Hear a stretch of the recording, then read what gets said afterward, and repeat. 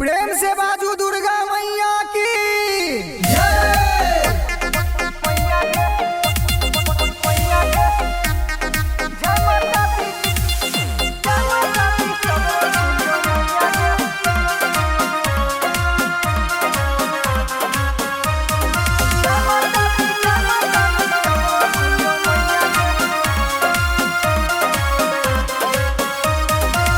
चौकी में दुर्गा पूजा होय छे धूमधाम से दर्शन करैला सब आबै गामे गाम से।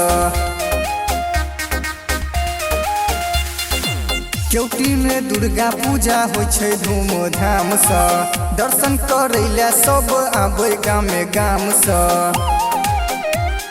सबके मनोकामना पूरा कर दे मैया गई, सबके मनोकामना पूरा कर दे मैया गई। जय माता दी सगरो गुंजो मैया गे, जय माता दी सबकी बोलो मैया गे। जय माता दी सगरो गुंजो मैया गे।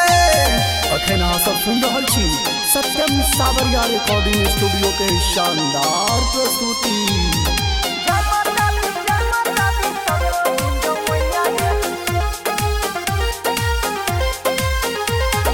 Singing by Kishan Kevadia.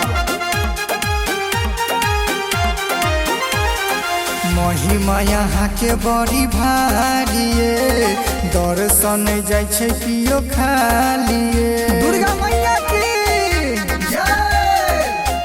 पूरा दुनिया में यही के छे सोरिए मैया, सेवक करे एक विनती हाथी जोड़िए मैया।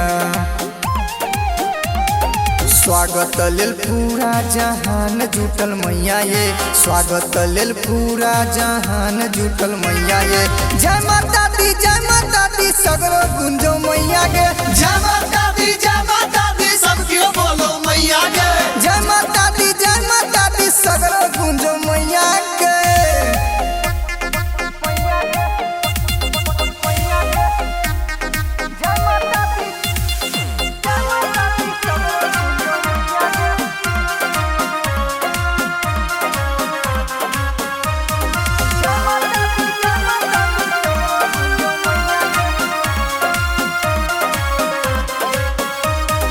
करे छो सबरिया गोहार गे मैया, करही न विनती स्वीकार गे मैया।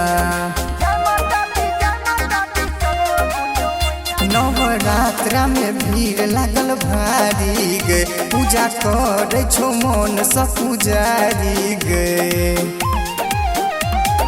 किशन केवटिया के तू पुकार सुनही मैया गे, किशन केवटिया के तू नैया पार करही मैया गे। जय माता दी सगरो गुंजो मैया गे, जय माता दी